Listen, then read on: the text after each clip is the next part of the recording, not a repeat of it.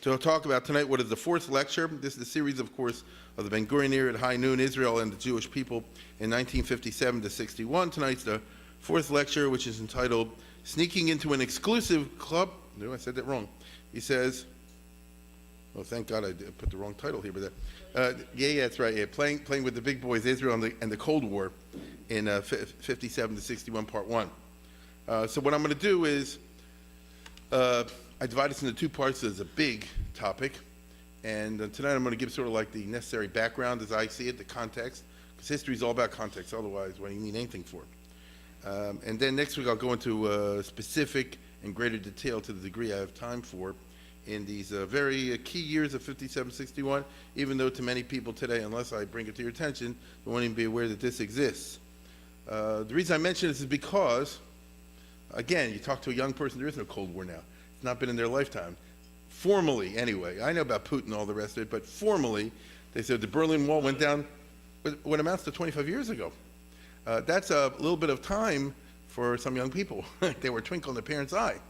And that was not the world in which Israel was born. The point I want to get across is something that many of us know, but perhaps forget, and that is that although the Arab-Israeli conflict is bitter and rich enough to have its own history strictly within the context of the Middle East, the state of Israel was born in 48 in the middle of the Cold War and always had to operate in at least two spheres. One is the Arab-Israeli Middle Eastern context, that's one, and the other one is the great power conflict context, which dominated the world, as we know, in simple words, America and Russia. So Israel was born in a miracle moment in which both Truman and Stalin voted yes, as we all know, in the United Nations back in 1947. But that was absolutely remarkable.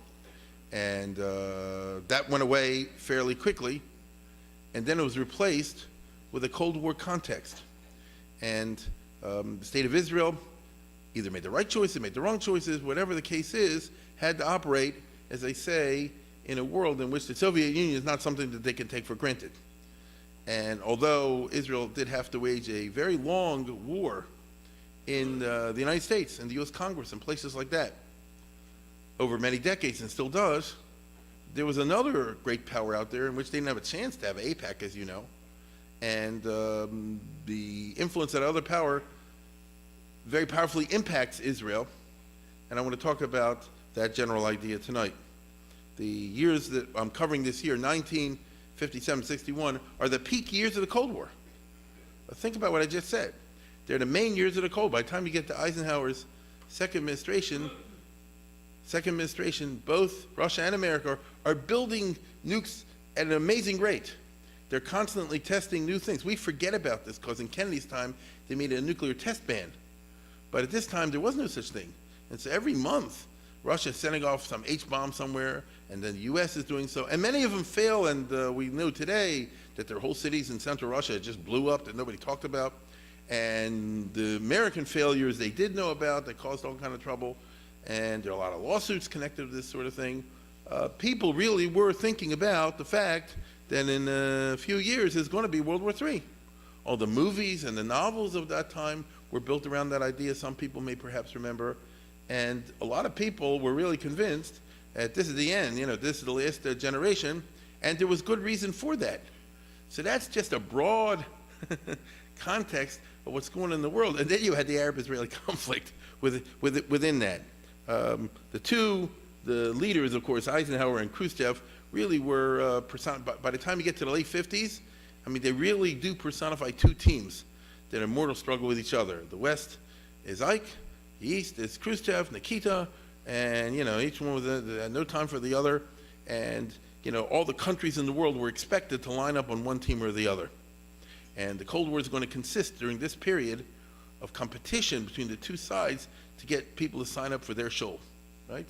The African new nations that are coming down the line, the Asian new nations that are coming down the line, any other possibility that's coming down. This is what the nature of foreign policy was in those days. Europe already from the late 40s was divided into two camps, as you can see here. Here's the Russian side, here's the NATO side. Truman and Atchison made the NATO, which is in this color, and they extended it to Greece and Turkey. And so I want to make a point with this. this runs all the way from here to here, from Norway to Turkey. It's a continuous line, and this was the geographical manifestation of what they call containment. That it's bad enough that Russia was taken over by communism, and it's even worse that Russia took over Eastern Europe after World War II. They had a chance and they grabbed it. Ad Khan, no farther. The idea was to set up a ring of containment states to hold the Russians back. So if they don't go farther than this, it's at least doable. If they take over Europe, America said, what will we do? But if we hold Western Europe, which is the richer half, then at least we've held communism back, and from the point of view of the U.S., at least it'll be a fight in Europe and won't come to America. That was the general idea. However, and let me say that this was based on a certain philosophy that was articulated by George Kennan in the middle and late 1940s, which was a correct philosophy as we know today from hindsight. And he said that the communist system is one that either it's going to expand or contract. And if we can just simply prevent it from expanding, its internal contradictions will eventually cause it to crumble. And he was right. It took 45 years. 45 years. And so you have to give credit, looking back in hindsight, Truman, Eisenhower, Kennedy, Johnson, they all said, just don't start a war, just sooner or later Russia will crack up from the middle, from itself. And none of us believed it at the time, but it really did work in the end, because the internal contradictions of the communist economic system in which everybody's supposed to work for and do for nothing and all the rest of it, obviously eventually caused Russia sooner or later to fold. But in this period, it didn't look like that. It looked like Russia is going to continue to expand. Now, as I said, Truman and Atchison, who were the president in the 40s and early 50s, they made the NATO. Eisenhower and Dulles came in 52, and they wanted to extend the NATO. You understand? Meaning the same idea that I just showed you in the map of Europe, they wanted to stretch it to all the countries around Russia. Now, this was not exactly possible because China went communist. So they couldn't hold that, and that was a big blow against the containment policy. But they still had hopes that at least in the Middle East, they'll be able to extend the NATO, and a Middle Eastern NATO, if I can call it that, was a major goal of Eisenhower and Dulles during the first term. And it, makes sense from the American point of view. So basically, it's this map. Look at this. This was called the Baghdad Pact, which actually was signed by a bunch of Arab states with America and England. And the idea was it'll be a Middle Eastern NATO. So you got Turkey and Iran, which were pro-Western. You got Pakistan over here. And as you see, it kind of runs all the way through, doesn't it? And it takes you all the way up to India. And if you remember that Turkey is part of NATO, so you have a line running from Norway to India, don't you? It's a pretty doggone long line. The reason they called the Baghdad Pact is because it was a treaty in 1955 that Dulles got all these Arab countries to sign that they're going to do the same thing like NATO, which means they'll team up with America and England, they'll get weapons and help and things like that, and money for economic development or whatever, but in return, they agreed to be part of the integrated military alliance against Russia. So if Russia ever comes in here and goes anywhere, they all team up against Russia. The problem is it didn't work. And the reason it didn't work is because the Arab countries weren't thinking in the same way that the Western European countries were thinking. But I'll get to that in a moment. I just want you to understand that in the first Eisenhower administration, which is not what I'm going to talk about, but it's the background to the second Eisenhower administration, the American government, like Obama did in his first administration, thought certain things and then had to change his mind in the second Obama administration when Iraq and everything is blown apart. So in the same way, in the first years, in 53, 4, 5, and 6, the White House and the State Department were focused like a laser on making this kind of a map, and everything should fit into it. So in an ideal world, and it's not a crazy idea at all, it won't only be these countries, it'll be all these countries too.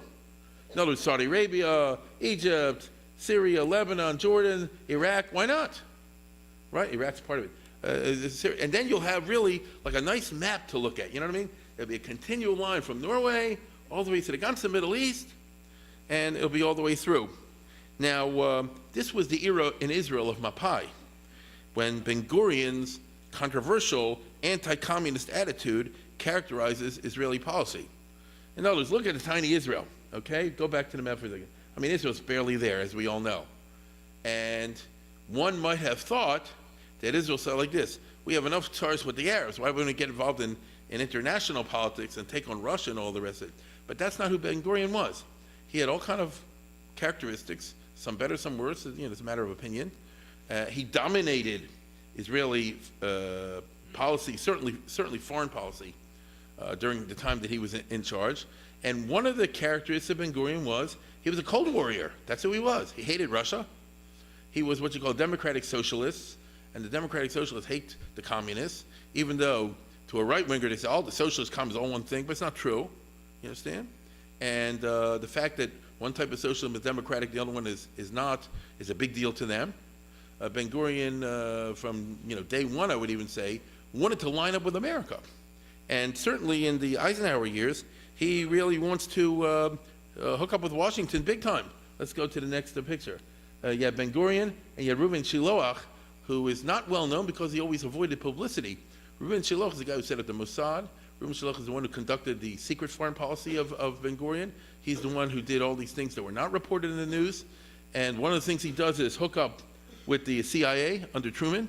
This is General Walter Beadle Smith, who was the director of the CIA. Ben Gurion goes to a secret meeting in 1951 with Smith in Georgetown, in which he basically said like this: Israel wants to sign up with America, the Mossad wants to be a department of the CIA, give us money, help us out, here's what we'll do for you specifically. We have hundreds of thousands of Jews at that time who were immigrating, making aliyah to Israel from Romania, from Poland, sometimes from Soviet Union itself, from Ukraine, Lithuania, and all those kind of places. Maybe they live near a Russian base. Maybe they have people in the Russian army. Maybe we will interview, and they do.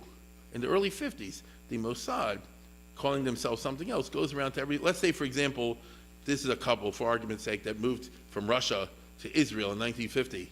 They would come and they say like this, they come to your apartment and say, listen, we want to ask you a couple of questions. Now you're Israeli, so help us out. Where'd you live? You live in Minsk. Well, how far, what'd you do? I worked in an armaments factory. Oh, what'd you make? This and this. What's the work hours? Who's the boss? Who's the foreman? Who else lives on the street? You know any Russian officers? Yeah, what's their name? You have any relatives in Russia? Get it? And when you put it together from such a large group of potential informants from all over, as I say, Romania, Bulgaria, and Hungary, and Czechoslovakia, and all that stuff, pretty soon, this is a gold for intelligence, unit, and the CIA didn't know much what's going on in Russia behind the Iron Curtain. So here's a tremendous opportunity. Trouble is that the Russians weren't stupid. They found out about this, and they got really angry at Israel. This is one of the main reasons that they were very strongly opposed to Israel. I would say, before I depart from this, that one of the key issues that split Israeli politics in the early 50s up to 56 was particularly the attitude towards Russia. The two leading parties in those days was Mapai and Mapam. Now they're both socialist, but they hate each other because of the strong disagreements over which way Israel should go in terms of its foreign policy. The Mapam said that we should go pro-Russia. We're not communists exactly. I say again, it's not communist. They weren't advocating a dictatorship and all the rest of it, although Ben Gurion accused them of that. But that's not true. But on the other hand, Russia is the great white hope. Stalin is the Mashiach, and when Stalin died, the Rabbi is still alive. That's their attitude. And and go for it. We can sit here and mock the Jewish communists, and they are worthy of mockery. But they are because but it was a religion, and they wouldn't let go of it. Even when they had just give you one example. You've heard of Rabbi Cheskel Abramsky, a very famous rabbi. Those who know I'm talking about, he's one of the big Gedolim in the 20th century and all that sort of thing. Talmud Mugov, Chaim Brisker, all the rest of it. He was arrested by Stalin. He was in a Russian concentration camp in the 30s. And it's only because of Chaim Moshe Grzinski in Vilna and some other people made a public protest that at that particular time Stalin wasn't interested in dealing with bad PR, and he let him go. With Reb Zevin, by the way. This Abramsky, his son, Shimon, who went with the father from Russia to London, in London became a Fabrenta communist and one of the leaders of the British Communist Party. He married a girl, Kaylin Gold, I think, also from a super British Communist Party. And he, even after Khrushchev admitted that Stalin was full of baloney, continued to believe until 1958 to 59, which means even when you have definite proof that your God isn't, you can't let go of it. And he's an intelligent guy. By the way, he changed his identity, meaning he switched things. He became a professor of Jewish studies, I think, at Oxford or something like that. He wrote a lot of very interesting Jewish history books because, after all, his father was Cheskel Bromsky. He knows how to learn. But I'm just saying, it's a nutty world out there, and this was the world in Israeli politics in the 1950s. Now, how does Israel fit into the Baghdad Pact? How does Israel fit into the Western defense strategy? How does Israel fit into Middle Eastern NATO? This was the problem. They don't. Ben Gurion kept saying, we do. Dulles kept saying, you don't. Right? The Arabs hate you. Anything you touch is dirty to them. If you want to join, then they won't join. So please do me a favor and get out. You understand? It's a very old Jewish idea. Listen, we have nothing against you personally, but if you join the club, everyone else will leave, right? So it's nothing personal. Perhaps I should say if you joined the shul, no, but I don't want to go there. Anyhow, for John Foster Dulles and for Eisenhower, Israel's a pain in the neck, and that's putting it politely. If only Israel did not exist. You understand? I mean, look, wouldn't it be nice, forget this little stupid Israel thing, we'd have one huge area of Muslims who, because they're religious, are anti-communist. After all, communism is Marxist. Marxist makes fun of religion more than typical Western secularism does. Russia has historic record of being out to annex all these territories and make them part of Greater Russia. It'd be the easiest thing in the world, the State Department's convinced, to go to all the Arab rulers, whatever they are, and say, listen, just stick with the West. We're not going to interfere in how you run your country. As a matter of fact, we'll help you get a higher standard of living. You'll be as rich as America, as rich as West Europe, et cetera, et cetera, et cetera. And the problem is, a stupid Israel. The Arabs kept saying, like this, we don't want to join up because you're together with Israel. So if Israel didn't exist, it would be Gan Eden from the Cold War point of view for the United States of America. Eisenhower totally felt like that. John Foster Dulles and the State Department totally felt that. And the reason they felt like that is because it makes sense. Now, of course, Israel does exist. And so another Holocaust is unthinkable. After all, Eisenhower did go to Dachau. You know, I mean, in other words, it's there, it's there. That's the attitude, though. But that's not what you call a good friend, right? Now, it kind of is, but you know what I'm saying. It's not what you want. It's not like we support a democratic ally Israel. It's that, doggone it, we're stuck with them, so what are we going to do? But Israeli aggression should be confronted and condemned. In the first Eisenhower administration, every time Israel had one of those retaliation raids or anything like that, Henry Byrd, who was the Assistant Secretary of State for Middle Eastern Affairs, Near Eastern Affairs in the State Department, gave speeches, public speeches that would be unthinkable today. Israel's an aggressor. They should reduce the size of the Israeli army. They should give away the Negev. I mean that. They should return all the refugees. They should halt all aliyah. These were official speeches given by the Assistant Secretaries of State and sometimes Dulles himself in the years 52, 56, which was a rough environment for Israel. You think AIPAC has it hard now? That's a joke. This was a different Washington. You get what I'm saying? Now, in each, and I mean this, I want you to understand what I'm saying. Not that if you give away the Negev, that'll lead to a peace treaty. It's what you call a confidence-building measure. Give away half the country, and then that will make the Arabs more amenable to negotiations. Can you believe that? Reduce the size of the Israeli army as a confidence-building measure. Based on the fact that we're in Parshas Vayishlach today, the story of the rape of Dinah, I can't imagine something that's less of a confidence-building measure. But nevertheless, this was the thinking that characterized the decision-making circles in Washington during these years. The only problem, the good thing in other words, the only problem for the State Department point of view was that the Arabs did not play a role assigned to them. The joker in the deck was Nasser, of course, right? Now let me explain what I mean. If Nasser would have been smart, which thank God he wasn't in this regard, if Nasser would have been smart, then Nasser would have said like this, I love America, we're lining up with America against Russia, it's a Cold War, but help us out on Israel. You get it? We'll close the Suez Canal to the Russians, we won't give them any bases, we'll give America all the bases. America, they like Sadat did later. The only thing is, we have a problem with Israel because at least take back all the refugees, do something like that. Had that happened, Israel would have been in a bad spot. You understand? Because America would have really ramped up the pressure, would have cut off the UJA, they would have done this, that, and the other. Instead, however, what happened was that Nasser, coming out of his own cultural context, and looking from very narrow Egyptian and Arab glasses, said, I'm not playing ball with America. America's together with England's imperialist powers. You understand? We don't want to be pawns on the Cold War chessboard set up by John Foster Dulles. I mean, that's basically his point of view. And Egypt was the most important Arab country. It's the largest, the most popular.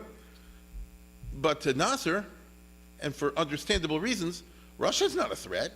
Israel's the threat. After all, who blows up the Egyptian army base at Gaza in February 1955?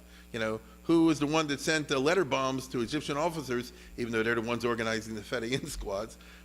Who's the one that literally poses a threat to occupy the Gaza Strip, or maybe the Sinai Desert? It's not Russia. Russia's 1,000 miles away. I mean, I know, maybe Russia, but to him, that's far, maybe that's, Sovik Sveka, they call it. Who knows? Israel's right here. It's Avada. It's right on our doorstep, and they're a real enemy of ours. They're preventing the Arab world from being contiguous by sticking Israel like a knife, as he puts it, in the Negev Desert between Egypt and Jordan, and things of that nature. So you have two different important actors, Dulles, or Eisenhower, if you want, on the one hand, and Nasser on the other hand, and each one's reading from a different playbook. And Eisenhower keeps saying like this, listen, the big problem is Russia, so fit into our plan to help us with Russia. And Nasser said, no, the big problem is Israel, fit into our plan to help us with Israel. So because of this disconnect, Baruch Hashem, Israel was able to maneuver in between. But this is the way it was. I tell you, Dulles came to Cairo and he said, I'm telling you, Russia is the big threat. And Nasser said, you telling me my business? And that's what he told him. He said, we live here, not you. And so, as a result, during Eisenhower's first term, Dulles tried various schemes to solve the Arab-Israeli conflict, very much the way Obama has tried, and every other administration in their first administration. Every president comes in, I'll repeat this, every president except Johnson, every president came in with the idea like this, no one's done it right. Let's go and get to what they call the core issues. So every president, the first year and the second year, they say like this, let's solve the refugee problem, as they call it, right? Let's solve the problem of Jerusalem. Let us solve the problem of the water. Let's get everybody together and come on already. Let's get to the table and do the land swaps, that whatever's necessary. You give this and we give that, and then it's all over. And of course, it always runs into reality. You see, and Eisenhower was early in the game. After all, it came right after Truman, and that's what happened. The result is, as has happened in every first administration, maximum feasible misunderstanding between Washington and Tel Aviv. Right? So if you look at if you want to get deep down to the history of every administration, Kennedy and then Nixon and then Ford and then Carter and then Reagan even, and so on and so forth, it always comes out to this sort of thing. Now, Ben Gurion keeps saying like this, what we want is a treaty with America. After all, you got a treaty with NATO, you're setting up treaties with the Middle Eastern country, Baghdad. How about a defense treaty like you have with Australia, for example, with the Philippines? That's what he say. Got one with the Philippines, why not with Israel? Eisenhower keeps saying, no, right? Eisenhower's like this, Philippines is the Philippines, Israel's Israel. What's one got to do with the other? If we have a defense treaty with Israel, we're sticking our nose too much into the Arab-Israeli conflict, and the Arabs will hate us. Why do we want to do that? I told you before, what was the gas at that time? 15 cents. So, tell me exactly why I'm messing with that, right? After all, we're there if you really need us. But Ben Gurion's like, how do I know, And so, in spite of this shunning of Israel, American foreign policy was not successful because Nasser hated the Baghdad Pact.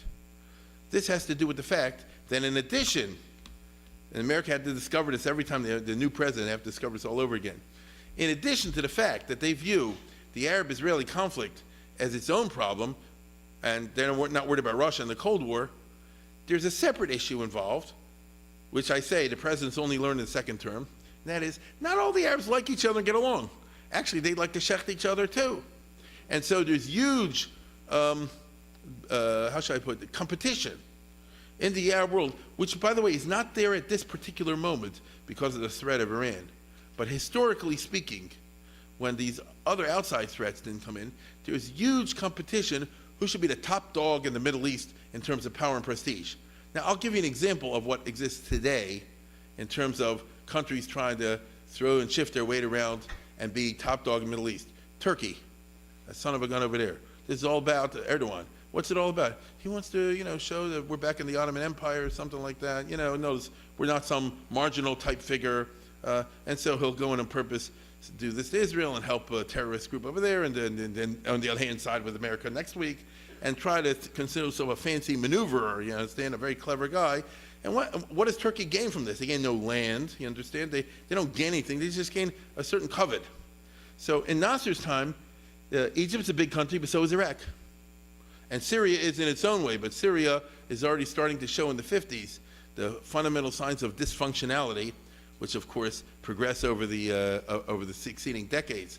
Iraq, at the time I'm talking about, was a kingdom, a constitutional monarchy with a democratic system. Isn't that interesting? Now it's a very extremely Arab nationalist one.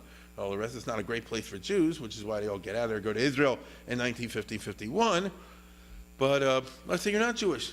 At that time, let's say, there's a Sunni and the Shiite, they work it out however they work it out. But there were elections. There was a press, believe it or not. There was a kingdom that goes back to Faisal's time from the British, and it was fairly functional. So the strong man there was Nuri Pasha, Nuri Said. He was a big politician over there, and he wants to be the leading Arab. And Nasser said, no, I want to be the leading Arab. And so if Dulles says, we're going to make the Baghdad Pact, right off the bat, you alienate Nasser, you understand? Now, Eisenhower says, don't be babies, get together, come on, Now, to be perfectly honest, Eisenhower had forgotten or didn't know that Acheson had to do the same thing with the NATO. Paris said, we want to be number one. London said, we want to be number one. The Germans said, what are we, chicken salad? It's quite a story. I mean, it fills a book this thick of how he had to hold everybody's hand. And Dulles wasn't doing that in the Middle East. So I'm just trying to give you some context how unbelievably complicated it is. Well, we know this today. Obama, Bush before him, all the other presidents, every time they stick their finger in the Middle East, they get burned, right? And they get burned because I didn't know this group doesn't like that group. I didn't know that Iraq is composed of different. I didn't know that Syria has 12 nationalities that are all trying to shut each other. I didn't know this and that and the other. Well, okay, the fact you didn't know didn't stop you from rushing in. So this was true even at that time. In the absence of power or wealth, here's another factor. Nasser or Egypt can gain face only by cutting an impressive figure on the world stage. This is something that Americans really don't get. But Arab writers do write about it. They say to us, ideology is everything because this gives us the covet. If you're a Westerner, you usually think like this: the heck with the covet, give me the gelt. Right? Meaning, I don't need a powerful country. Give me a good standard of living. Show me a nice old country without a big army and all the rest of it, where the people live. I'll give you an example: Sweden or something like that, right? What do I need to come for? We have to conquer an empire. We have to throw our weight in the international scene. In the Western standards, because of the influence of Karl Marx, we look at the ultimate standard of success or not success, and the standard of living in the economy in general. You show me a country today with a 10% growth rate or something like that. Everybody's like, woo, wow, Singapore or something like that. They're really matzliach. You show another country that's big and powerful, has a lousy economy like Putin, they say, it's like, see, that's our way of looking at things. But if you are a poor country, so what do? See, Americans can look that way because we're a rich and powerful country with all of our problems. But what if you're not that kind of country? What if you're an African country or something like that? What do? And so you look for some way to be chashav. You look for some way to have some kind of prestige, especially if you're the type of country with a glorious past. Now, the Egyptians have always imagined themselves having a glorious past, and if you go back a couple thousand years, that's a fair claim. So then you always have this monkey on your back, right? Which is, your unworthy successors to your glorious ancestors. Once upon a time, the pharaohs knew how to make Egypt work. You guys are just a bunch of sand jockeys or something like that. So what do you do about that? Because you can't get the money. They don't have the money. They'll want to have an efficient economy. Nasser actually brings in an advanced form of socialism, which really doesn't work economically in that part of the world. I don't know if it works anywhere. He brings in a one-party dictatorship, which also retards economic advance. Egypt has an interesting culture. They really do. In terms, it's a leading center of Arab culture, but they don't have any chashivas. But Nasser, in his day, had just gotten rid of the British. And now they want to assert that Egypt is something, not just another country the way I described. They don't want a Sweden, They don't want a Norway. They don't want a Costa Rica. He wants Egypt to be up there with America and Russia. Now, some of us can smirk at this, but it's not wise to do that. These kind of sentiments at this moment motivate Turkey, Iran, other countries, Venezuela, believe it or not. They really do. And an American sitting, over the breakfast table reading the paper or something like that, say, ha, ha, ha. But there are consequences that flow from these kinds of notions. And so Nasser, of course, if he could wipe out Israel, that would do the trick. But short of that, what are you going to do? And so he wants to make himself an important person on the world stage. Well, how are you going to do that in a starving country that constantly relies on foreign aid and all that has nothing to show? Well, Nasser's like this. If I line up with America, I'll just be an American stooge. If I line up with Russia, I'll be a Russian stooge. I'll be not important after all. I'll ask you a question. I won't really. Who's the communist leader of Bulgaria? It's not an important kind of position. But if I'm in the middle, what they call neutralism, if I team up with other countries in the same position that I am, we can cut an important figure on the world stage, and they kind of do. At least the press makes it that way. And so Nasser, Nero, and Nero and Tito. Egypt. India is exactly the same kind of situation as just described. A glorious past, at least in the imagined sense, a very impressive culture, tremendous poverty, starvation, dysfunctionality, and all that kind of business. And so Nehru said, but if we are in the neutralist camp, we can do it. Tito was just a communist dictator who was kicked out of the Communist International because he wouldn't kiss up to Russia sufficiently, and therefore he's looking for a policy also. So basically, they're trying to say we're a third force. Yeah, they're not really. Consider the following. America, Soviet Russia, China, Egypt, Egypt and India, whoa, it didn't work at that time, but it does for their self-ego, for the masses, for the other people. You persuade yourself you're chashav. So Eisenhower was a practical guy. He said, what is all this? What is all this? Choose your team and choose our team, In this neutralist view, Russia is a kind of a friend, sort of, right? Because they balance off the Americans. Otherwise, you end up being in somebody's particular camp. Now, Russia's policy is simple during Eisenhower's first administration. Oppose the Baghdad Pact. Oppose Dulles. When Khrushchev, little by little, comes to power, in the year 50 to 56, by 57 he's in total control. It's easy. You look at the map, you try to get rid of NATO. If you can't get rid of NATO, at least go to the Middle East and try to get rid of the Baghdad Pact, which is a lot easier because of the volatile situation I just described to you. You understand? And so Israel, that's what I started telling you tonight. Israel is such a complicated business. They got to dance at 12 chazanas. They got to worry about their own borders. Then they got to worry about Russia and Nasser, and then Dulles and Nasser, and then Nasser and Nuri Said Pasha, and then Saudi Arabia. It's crazy. Why does anybody even want the job? But somebody does, apparently. Now, ideally, the Russians would like to turn all the Arab states into communist countries because that's their religion. Correct? It's like Islam. You're not successful until you've communized everybody, made part of your group. But this is not realistic, at least for a generation. The Russians are very well aware. They're not stupid. You're not going to take the Arab Middle East, which is powerfully Muslim and still rather tribalistic. It hasn't departed from that today, but certainly at that time. And its loyalties are not towards Marxism and things like that. It's not going to happen right now. Take a look, for example. There's Nasser. Who's this? He's a Jew. Who is he? Head of the Egyptian Communist Party. A population of 5. Or if I'm wrong, to be more realistic, 5,000 in a country of 50 million. Naturally, a Jewish intellectual, Henri, with a French background and not being a Muslim, not being a real Egyptian, as they would say it. So you're going to look for Marxism or some kind of other philosophy that'll make your group fit in. Guess what? The other 50 million don't see it that way. So Nasser has no intention. He hates communism. Why would he like it? When I say he hates communism, he has no intention of introducing communism into Egypt. Okay? Nor does any other of the Arab dictators. They have these little communist parties, these countries. Usually these communist parties are populated primarily by Jews and Christians. Gee, I wonder why. Right? Because they're well aware of what we know today. There's no room in the Muslim Middle East for minorities. You have to make it an un-Muslim Middle East. What's an un-Muslim Middle East? See? Well, communism is a good policy, the way they see it. So this is not going to happen. The Russians are well aware of this. So instead, it's like sometimes happens. It's like Lubavitch. You can't make everybody. No, I'm serious. I'm not saying this to be funny.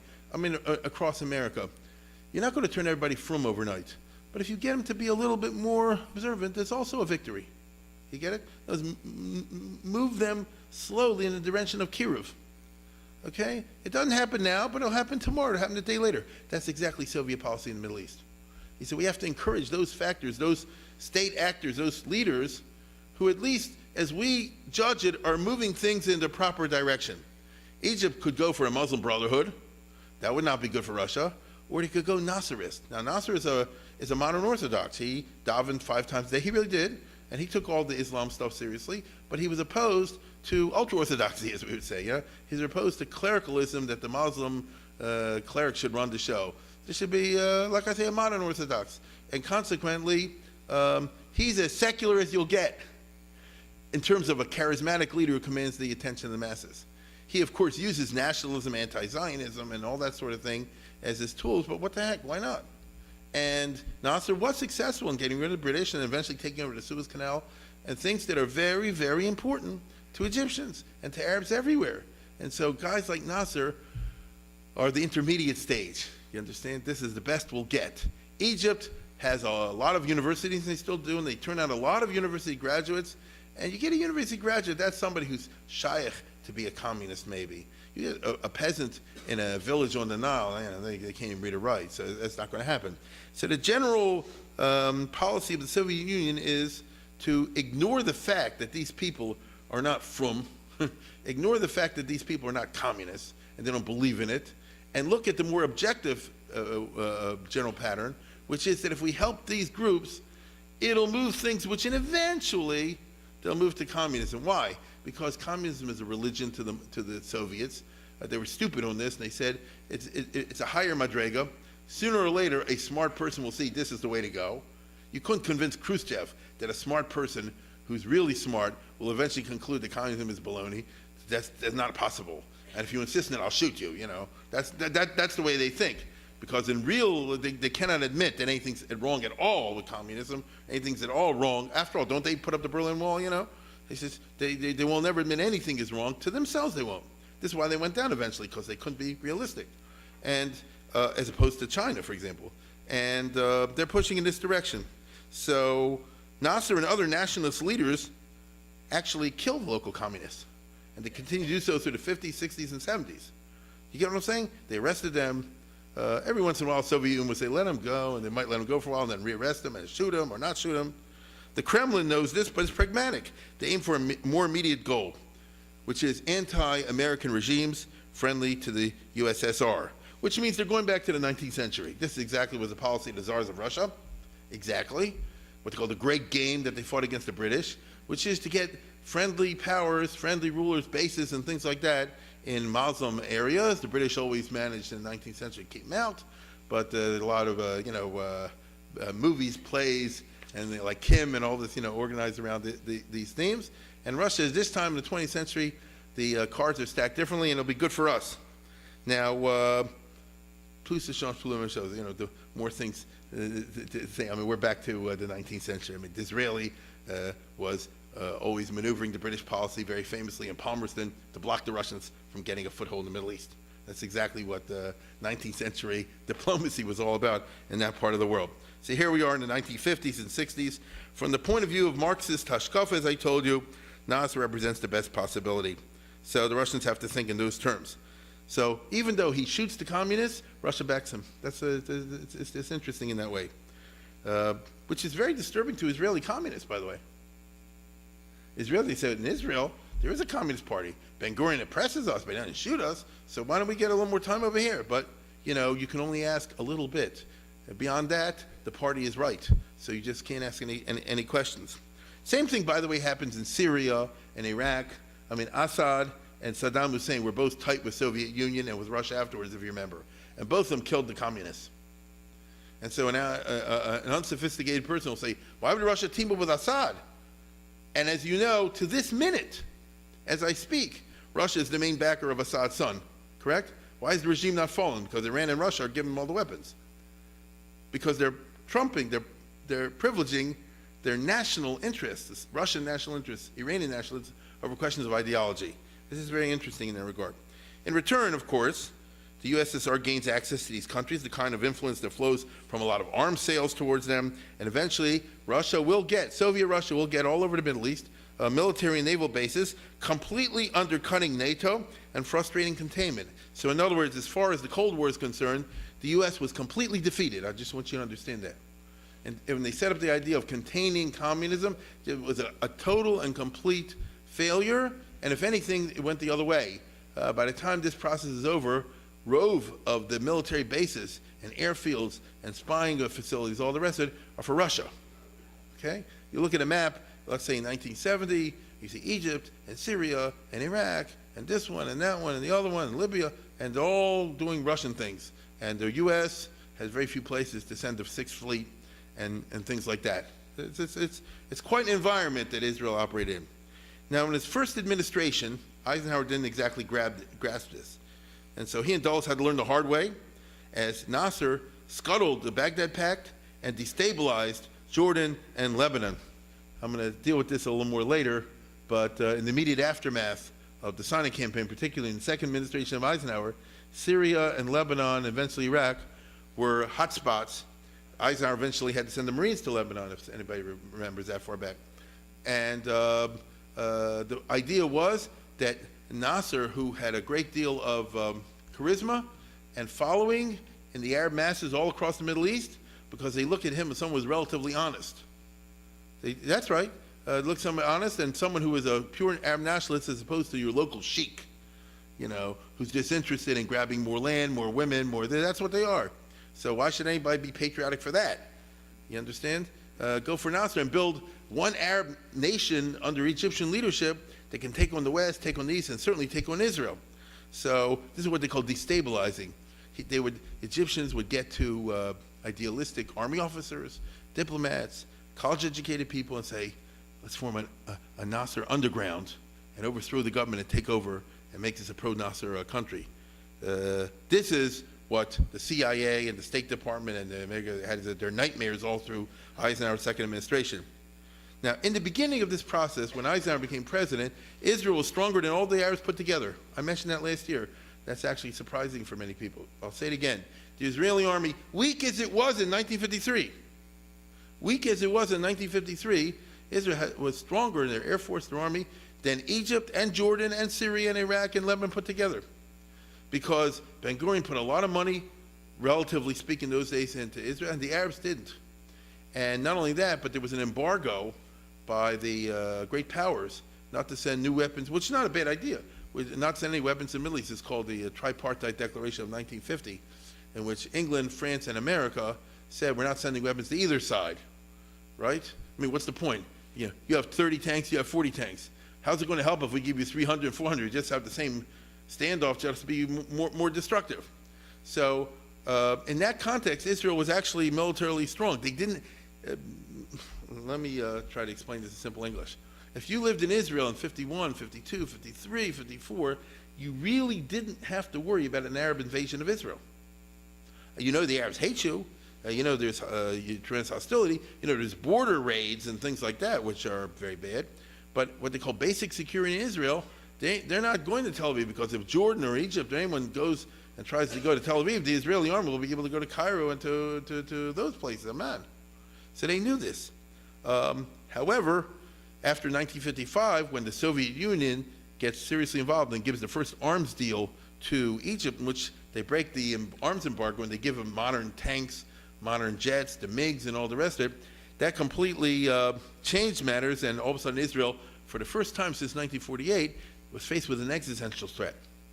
And Israel went crazy, by the way. Some people here may be old enough to remember they had the Karen HaBarzel and Ben Gurion and Moshe Sheretzel. I guess we face a mortal threat in 1955, 56, and everybody should help. Women came and give their wedding rings. You understand? Kids came and give the medal and things like that from the house. At collection points, they really thought it's a mortal danger. Now, Ben Gurion starts screaming in the middle 50s. They're stronger than us, sell us weapons, protect us with a treaty. Eisenhower said, I'm looking at the numbers, you're still stronger. Eisenhower was like, you can't bamboozle me. I was a general. I know more about this than you do. I see what Russia sent. I get it. And I'm still looking at the numbers. You're still stronger. And Ben Gurion said, we're not stronger. Eisenhower said, you are stronger. In fact, throughout his administration, Eisenhower, who was no dummy, will be very wary of unnecessarily ticking off the Arabs. This drove Israel crazy, but it was not a dumb idea. I'll repeat what I just said. Eisenhower, throughout the entire administration, was extremely wary of unnecessarily ticking off the Arabs, because this would cause all kind of catastrophes. Now, he was not wrong. He wasn't crazy. There's only one president in American history, and don't put the next one up yet. He says there's only one president in American history who actually intervened on behalf of Israel. That's quite a statement I'm making. We don't think about it. You got Truman, you got Eisenhower, you got Kennedy, Johnson, Nixon, Ford, this, that, and the other. There's only one president in American history who has actually intervened on behalf of Israel. Who am I talking about? Nixon. That's right, Nixon. You can like him or not like him. I don't care what it says on the tapes. When, as you know, I'm talking about, in '73, when Israel was out of weapons, he sent the weapons. And what was the result? We've been paying the price, the West has been paying the price ever since. The gas shot through the roof, right? The gas shot through the roof, and this is a major cause of Western economic dysfunction and, troubles. I mean, it's a fact. And it could have even been worse. And this has set off a huge train of events, which leaves us with the Middle East that we're into today. So, Eisenhower wasn't nuts. It's saying, why do I have to tick off the Arabs if not necessary? As long as you're not, dying, just stay there. On the other hand, Eisenhower is on the wrong side of history. The Arabs don't care about the Russian threat, as I told you, and they're happy to place both sides against the other, which is classic old school geopolitics. And the Arabs, Nasser thought he's very clever. You go to Russia and say, give me this, or I'll go to the Americans. Go to America, give me this, I'll go to the Russians. Now, under many presidents, this would work. Kennedy, for example, was totally amenable to that kind of thing. The Russians offer you this, I'll offer you that, I'll offer you more. Eisenhower and Dulles were the wrong guys for this sort of thing. They picked the wrong customer. Eisenhower, especially Dulles. Halonu ato l'tzarenu. Are you on our side or on the other side? I don't like this business of going back and forth. And if you're not on our side, you are on the other side. And therefore, thank God, Washington and Cairo had bad relations during all this because they looked at Nasser, a shifty guy. The other Arabs also. I said, you can't. They didn't like dealing with that sort of thing. Now, Ben Gurion and Moshe Sharet and Abba Eban keep saying to Washington, said, well, then, why don't you treat us better? We're on your side. Nasser won't say he's on your side. Jordan won't say he's on your side. We're on your side. How about help us? And Dulles keeps saying, he said, well, listen, from an objective point of view, Israel is a burden to the USA and free world, right? You got to admit it. No, we're not. Yes, you are. So that didn't work. So this was the lousy system of mistrust, unrequited love, miscommunication that characterized U.S.-Israel relations during Eisenhower's first term. I mean, to Washington, that's the picture of Israel. Raiding the border, killing Arabs, causing trouble. Why can't you guys just leave, be alone? It's just like the story today where Yaakov tells it to, why do you have to wipe out Shechem for? You understand? And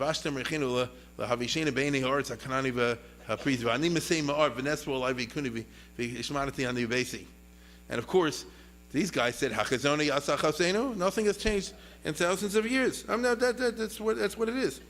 And so you had this terrible situation. One result is a slowly but steadily intensifying anti-Israel policy by the Kremlin. When the period we're talking, when Eisenhower became president, although you wouldn't think so, there still were people at the top of the Soviet leadership who, now not Stalin was dead, there were still people at the top of Soviet leadership who for one reason or another felt uncomfortable with a blatantly anti-Semitic policy. Molotov had a Jewish wife, Voroshilovich had a Jewish wife, and so did a lot of others. And that can cut different ways, but with them, and they were top dogs in the Kremlin in those days, they were super communists and all that, they liked to communize Israel, all the rest of it, but they viewed the Middle East in a funny kind of a way, and they wouldn't come out totally anti-Israel, and this is still the country of the survivors, and the Soviet Union voted for it in 1947, and maybe one day the socialists and the communists will win the elections. You understand? In other words, a guy like this, what I mean to say is like this, these are two men who love their wives, to put it in simple language. And I don't say their wives were Golda Meirs, but they were Jewish Jews. It's interesting. It's a funny story, and I've talked about it in the past. But, I'll tell you something. When Stalin was going to, you won't believe this, when Stalin was going to kill all the Jews just before he died, he had his plan to round them all up. of Voroshilov, of all people, who was a toady of his, went to him. He said, I guess, you did this, I'm tearing up my Communist Party card. So I consider this to be an outrage. Now, if Stalin hadn't died a day later, I'm sure Voroshilov would have. But it happened. Now, this guy's not a tzaddik, and I'm saying this for a reason. They had this not simply because they were married to Jewish wives, but the fact they're married to Jewish wives shows you they still had some of that Leninist internationalism, which is opposed to anti-Semitism at some level over there. But this lasted only so long. During 53 to 56, they still are machers. But there are objective factors that are kicking in Soviet religion to militate against this milk of honey, this nice approach, as I could put over there. You have to remember that in the religion of Marx and Lenin, and I emphasize the word religion, in the religion of Marx and Lenin, Zionism is a heresy. I know it sounds funny, but I don't mean it to be funny. In Marxist, and especially Lenin's interpretation of Marxism, and I don't know if we have any Russians over here, but if there are, and you're old enough to remember, then you'll know that I'm telling you what they know. That if you want to get a degree in a Russian university, you had to take so and so many courses in Limudei Chol, but you also had to take a certain number of courses and pass them in Limudei Kodesh. You get it? You want to be an optometrist, you have to pass your courses in Limudei Kodesh. Limudei Kodesh is Marxist-Leninism courses of various types. Proper interpretation of history, proper interpretation of economic developments, and if you're Jewish, no, it's not you learn what you do what you do to pass the test, right? What if you have an anti-Israel professor in college? You write the darn paper and get out of the class. Right? What are we going to do? So this is how it goes. This is the real world.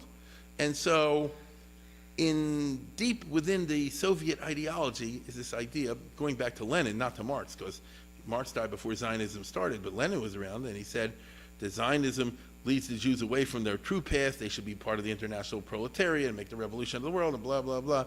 And this is like a false consciousness. And anyway, it's a real religious heresy, it's like Shabtai Tzvi or something like that. Then, in addition to that, there's the Stalinist hatred of a national minority, the majority of whose brothers live abroad, of people who are dangerously educated, talented, and influential.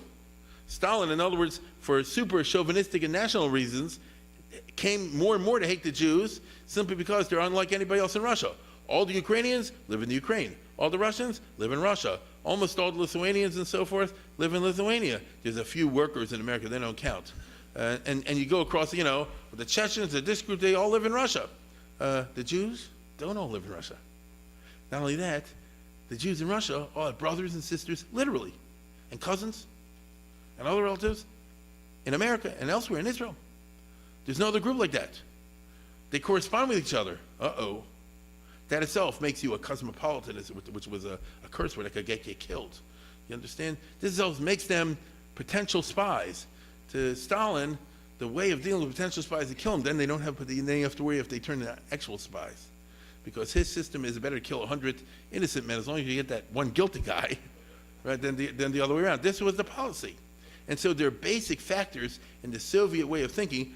What I just described to you, Stalin was very ruthless, but this continued down to 1990. You don't trust Jews because they got relatives and friends and things like elsewhere. And the trouble with the Jews, which really ticks the Kremlin off more than anything else, is they whine, they scream, their relatives have other relatives who are on CBS News and the London Times. They're articulate, they're too damn loudmouthed, they're this and that and the other. You get what I'm saying? They're everything that a dictator doesn't want them to be. And therefore, it's very bad.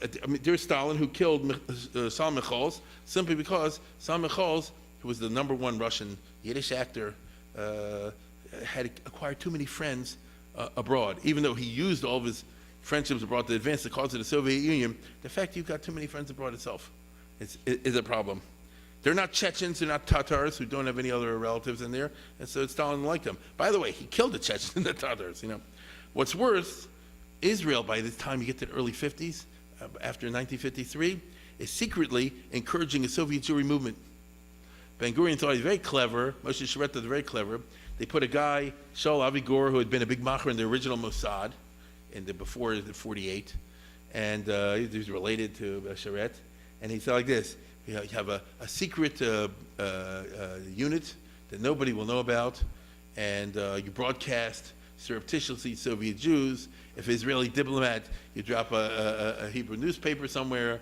You establish certain basic ideas of trying to revive the Jewish consciousness of the Soviet Jewish masses, but in a very small way. And they figured that way it'll be enough to get through to the Russian Jews, but not enough to tick off the Russian government. Of course, that was stupid.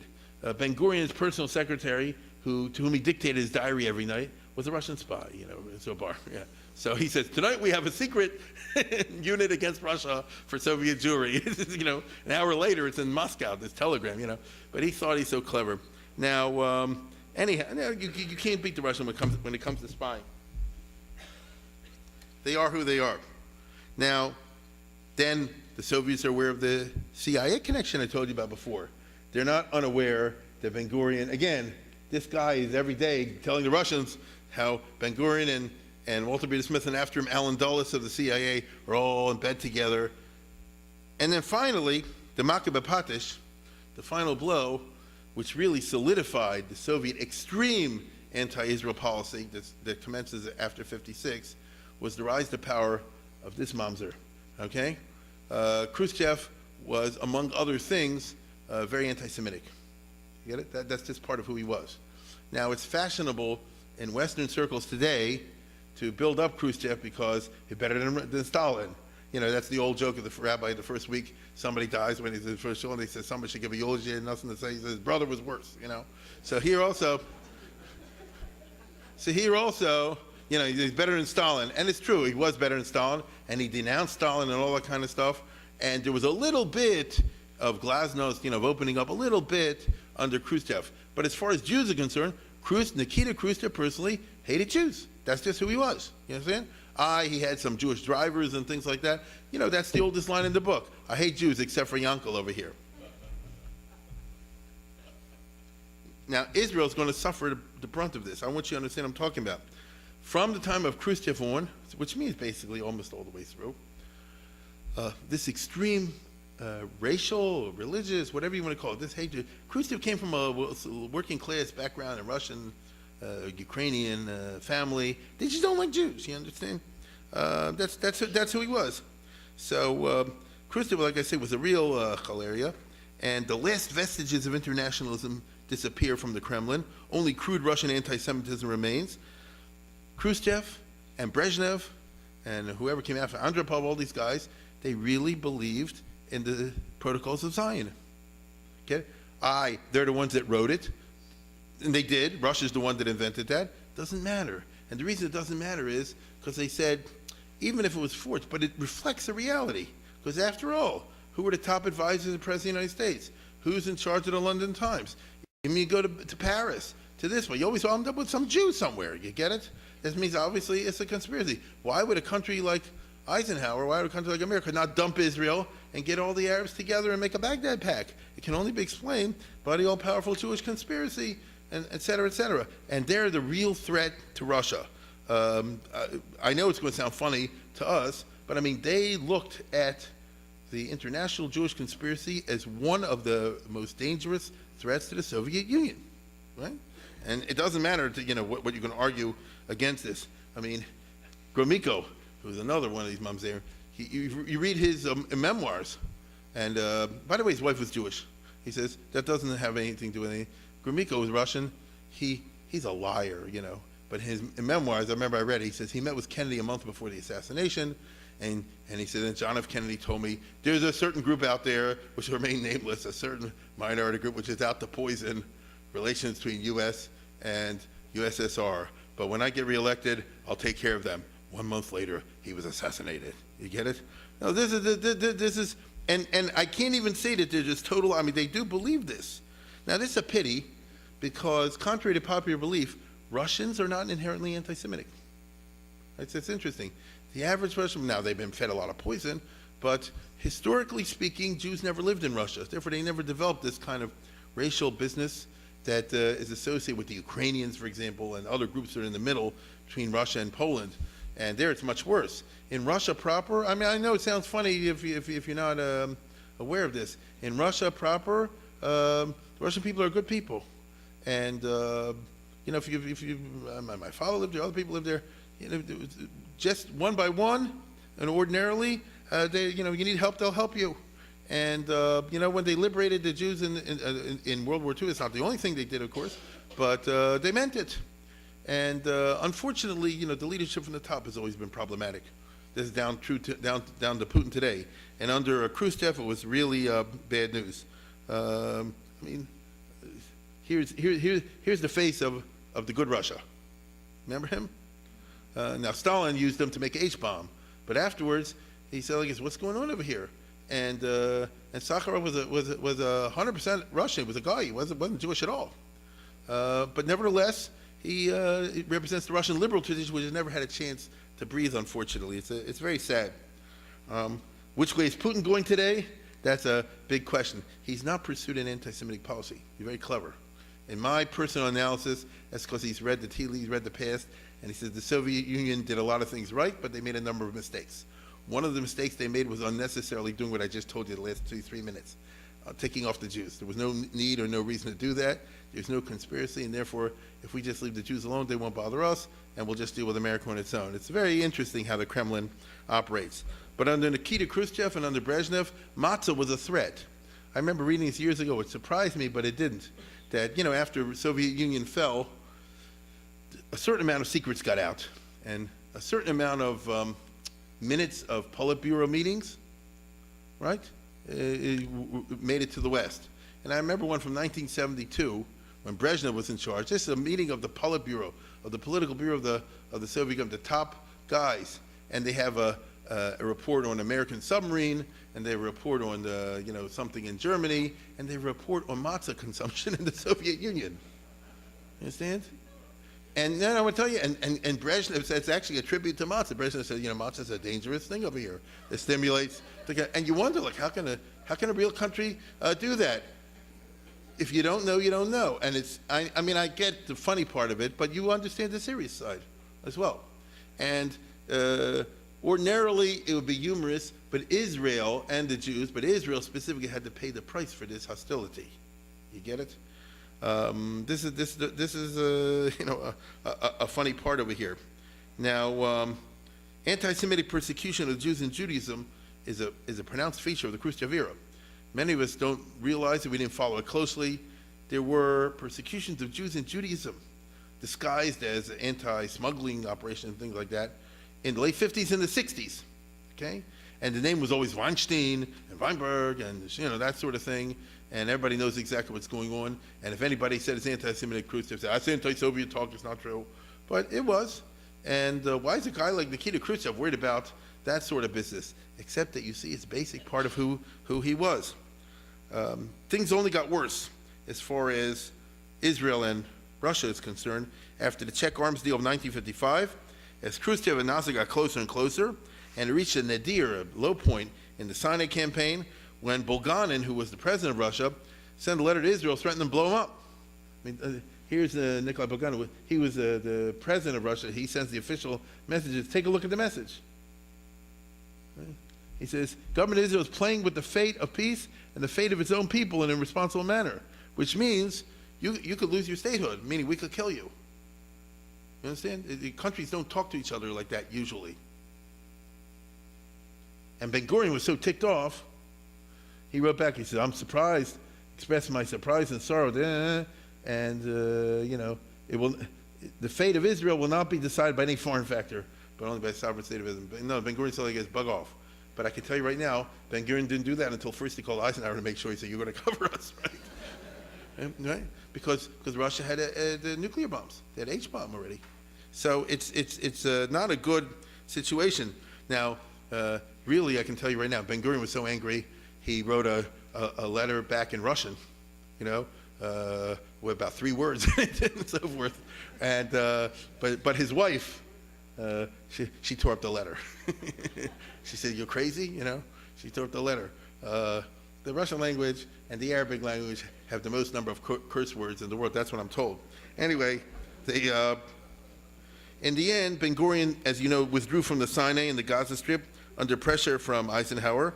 So Nasser emerged from the Sinai campaign smelling like roses, even though he'd been defeated militarily, but he won politically. As you can see over here, I want you to understand what we're talking about. This is a Middle Eastern leader who goes through the crowds without bodyguards. He has the bodyguards, but he throws himself in the masses. He really was popular. You get it? You can't take it away. Look at this. This is not simply propaganda. There really were this kind of enthusiasm for him. So he knew how to touch the right buttons over here. Now, who was it that forced Israel out of Egyptian territory? Who was it that kept up the pressure without a stop of Ben Gurion? It was Eisenhower. It was America. Now, what should Nasser have done? He should have kissed up to Eisenhower, thanked him profusely, and utilized the opportunity to forge a close and advantageous relationship and alliance with America. The result would have been a ton of money for impoverished Egypt, and it would have driven a stake into the U.S.-Israel alliance. After all, didn't Sadat succeed in doing that, pretty much? Didn't he get in by the time he had Carter and all the rest of it? America was on Egypt's side more than Israel. And in the 50s, with Eisenhower, would have been even more. So, but Nasser didn't see it the way I just told you. Egypt would have become the largest, most prosperous, and most powerful Middle East nation. But instead, Eisenhower, thank God, Nasser acted counterintuitively. Having been saved by America, he proceeded to spit in America's face. There you have here the Egyptians burning the American flag, which they did repeatedly over there. And he did this because he saw this as asserting Egypt's own pride and nationalism, and he gets a lot of points among the Arab masses by spitting on America. And I think also there's a general idea of, you hate the person that does you a favor. That's been my experience in life anyway. He says, you hate the person that does you a favor, you feel very bad about it, and you want to say, we don't need you to help us against Israel, you understand?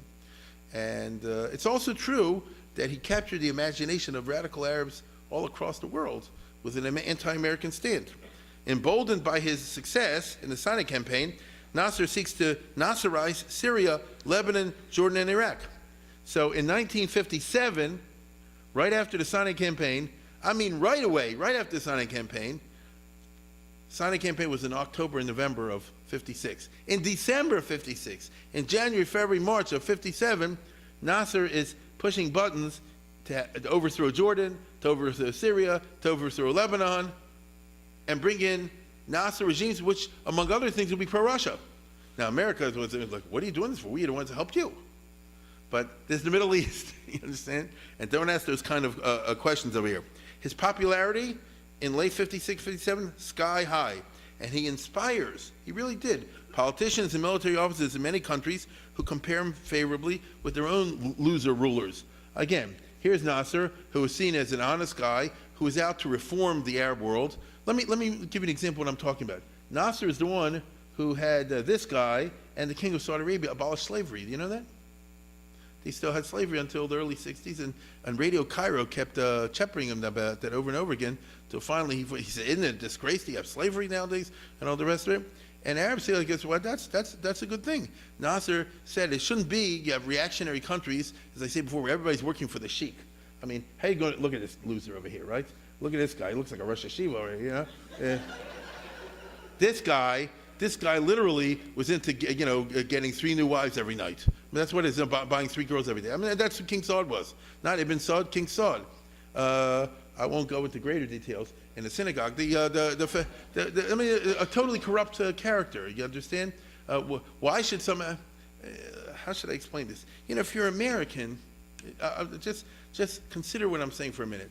If you're American, you have, if you want to, if you wish to, a glorious national heritage that you can draw upon.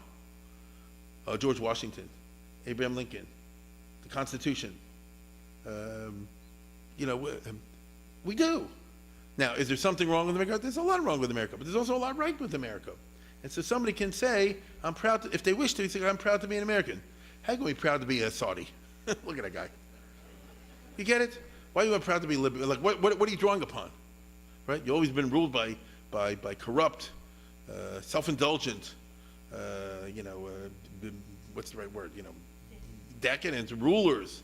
And this is your national heritage. Now here comes along a guy like Nasser, and he said like this: look, we can't exactly be like America, but on the other hand, we can get rid of slavery, we can get rid of the rich.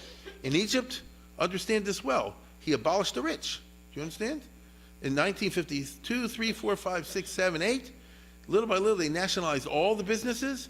They kicked all the rich people out of Egypt. They didn't shoot them. They kicked all the rich people out of Egypt. The government took it over. They distributed it among the masses. Now, it's true, the masses screwed it up. But, you know something? They said, like, it's better that than it should be this rich son of a gun over there, living the high life in this area while the rest of us work like dogs, The Arabs are they like that sort of thing. He looks like the voice of progress for them. If he hadn't been anti-Semitic, anti-Israeli, we wouldn't be against him, right? But he married that together with all this. I'm simply trying to show you why it is that people all over the Arab world would say, let's make this a Nasserist-type country. Confiscate the wealth of the wealthy and give it all to the poor farmers. Set up factories that'll do things for the public. Abolish the excessive power of the decadent clergy. And all, you hear the Vart, as they say. And so, as I say, 1957 to 63 were the white-hot years of Nasserism and of Arab nationalism. Now, this is not true today. I want to be very clear about this. I'm talking about something that some of us, because we're older, we still think it's around. There is no Arab nationalism today. The Middle East is in a state of advanced disintegration, and the Arab nationalism has been displaced by Islamic force, which is perhaps worse. I think it is, personally. You understand? Nobody's in favor of Iraq anymore, except a couple of corrupt politicians who make money off of that. Nobody's in favor of Lebanon or Syria, except for a couple of corrupt politicians who make money off of that sort of thing, members of elites. The Hamon Am out there is either interested, if you're Sunni, in the ISIS-type business, if you're Shiite, in a Shiite version of the ISIS-type business. If you're neither of the above, then you want to have a Druze state, a Kurdish state, an Alawite state, a Maronite state, and so on and so forth. You just want to hunker down that nobody should kill you. The notion that I'm talking about, I'm speaking about a different time and a different period when people had a dream, and the dream, for better or worse, and the dream was Arab nationalism, a secular Arab state, and perhaps they can all get together in like a common market or maybe a NATO of their own or something like this. You can understand these ideals, can't you? And what's the noblest part of this dream is, it doesn't matter if you're a Christian or a Maronite or a Sunni or a Shiite, you're a Syrian, or you're a Lebanon, or you're in Egypt, or so forth. Now, there's a lot of lies in it, but it's a pretty lie, right? At least it gives you something to look up to. And the United States and Israel are scared of this because they say, I don't care what kind of lie it is. If this becomes part of Nasser, he's going to use it against America, and he sure as heck is going to use it against Israel. Okay? So as the Sinai crisis was unfolding, Nasserite politicians and officers in various Arab countries plotted to overthrow their governments and establish Nasserite states, all of which would be part of a greater Arab nation under Nasser's control. Ben Gurion goes, oh my God, right? And we have many letters that Ben Gurion's writing all over the world, to Britain, to Eisenhower, to later to de Gaulle and others, saying, help us, we're being surrounded by these masses. And the other guys say, what are you crazy? What are you talking about? So there was a disconnect over there. Already in the first week of January of 1957, before he was inaugurated a second time, 2 months before the Israeli pullout from Sinai, from Gaza, Eisenhower goes to Congress to proclaim the Eisenhower Doctrine. And what's the Eisenhower Doctrine? Just like Truman Doctrine protected Europe against communism, the Eisenhower Doctrine will protect America, will help all the countries in the Middle East who are fighting against communism. Against communism? It's not about communism. It's Nasserism. It's a different thing. He can't see it. Dulles and him can't see it. They see the world in two camps.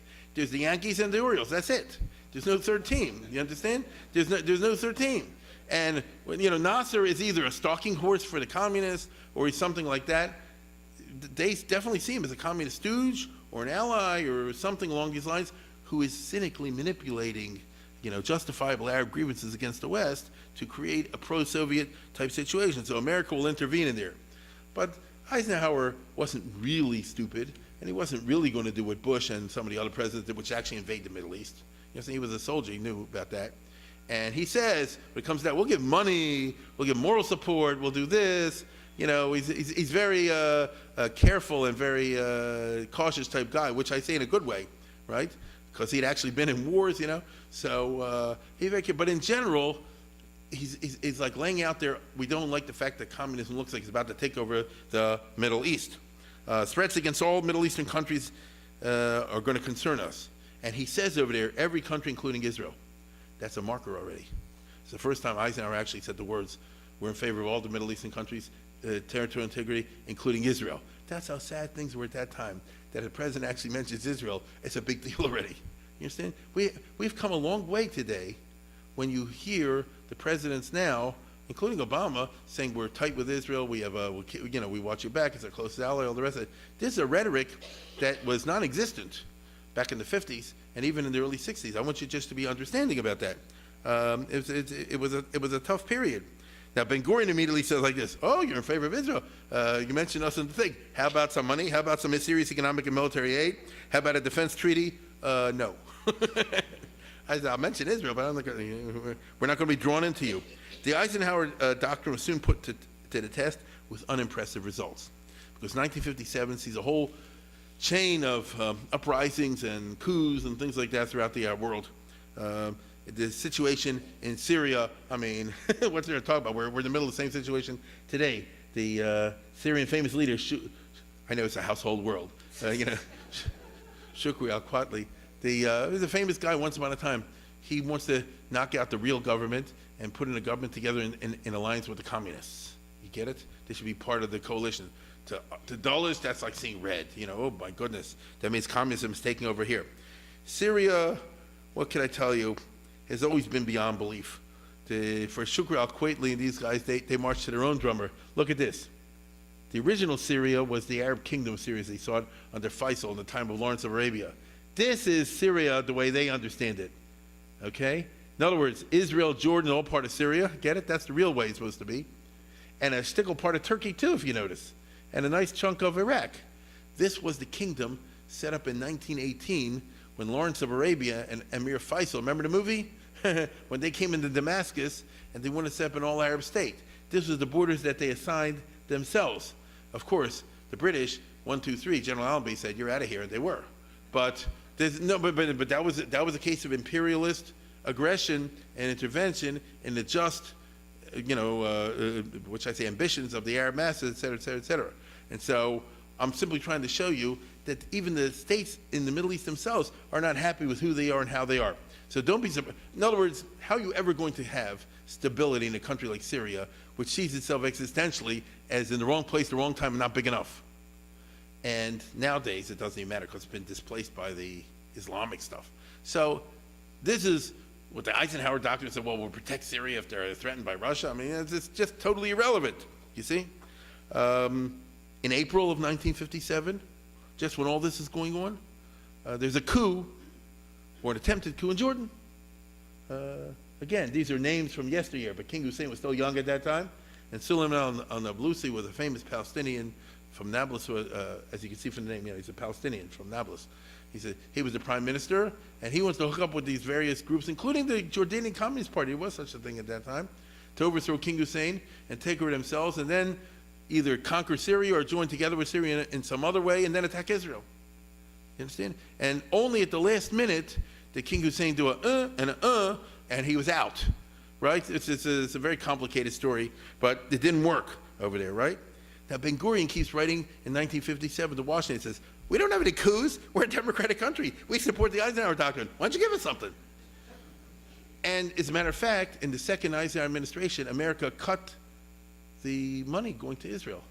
You won't believe this. What was the American, how much money did the U.S. give to Israel in 1959? Take a guess. Okay, $7.5 million. That's the whole foreign aid package. They don't need more. Anything more will tick up the air. You get what I'm saying? It's a certain counterintuitivity, right? The AIPAC was much weaker than now.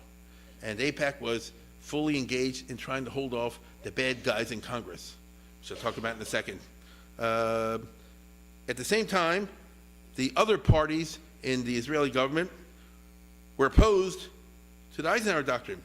Now, here comes the screwball part of Israeli politics. I'm getting to the end here. You have the Mapai and the Mapam. The Mapai party kept the Mapam out of office from 1948 to 1955. In the first government of Israel, which was 49 to 51, and the second government of 51 to 55. In 55, for various reasons, Ben Gurion broke precedent, and they brought the Mapam in the cabinet, okay, where they stayed afterwards forever. That's very interesting. You have two parties which don't agree on the Cold War, but they were so scared of Nasser that they combined together. Because the Mapam, say whatever you want, they were the Palmach, and they're the best soldiers they were the best soldiers in the Israeli army. You understand? I'll give you an example. Yitzhak Rabin, they were the Yigal Allon. They were very good soldiers for Israel. But now the Sinai campaign is over, and we won, but America forced us out. And so the Mapam is trying to figure out what's going on. And here comes Ben Gurion and says, "Oh, we're all in favor of the Eisenhower Doctrine." But many parties in the cabinet said, "We're not in favor of the Eisenhower Doctrine. This is American imperialism. We want glorious Russia, And Ben Gurion said like this. He said, "You better wake up and smell the coffee. You're out of nuts. You're in love with Russia. I mean, that that train left the station long ago. This is not 1905. This is 1955, 57." And so the result is that Ben Gurion said, "I guess you better have a painful adjustment to the new realities over here," which they do. Yigal Allon had been Israel's best general in the 48 war. He was a Russia lover like all these others, but he said, listen, Ben Gurion showed him the figures. This is what Russia is giving to Egypt. This is what Russia is giving to Syria. This is what Russia is saying about us around the world. It's not 1930 here. You can't be, are you for Israel or for not?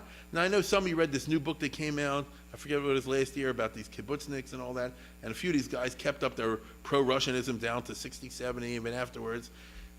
I tell you, religious faith dies hard, particularly when your God dies.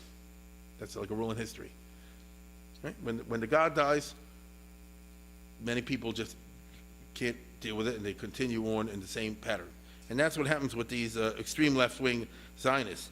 But will Eisenhower and Dulles do the same thing vis-a-vis Israel? Will they adjust to a new reality in which the Arab countries are all fundamentally unreliable and always going to be maneuvering even in the best circumstance? Or will they go with it? Well, not if the State Department can help it. Or the State Department says like this: I see the map. I see a little country called Israel. I see all these other countries. That's not Israel. It doesn't make any sense to take all these other countries off. Not if the anti-Israeli senators can help it. There was a powerful group in the U.S. Senate at that time.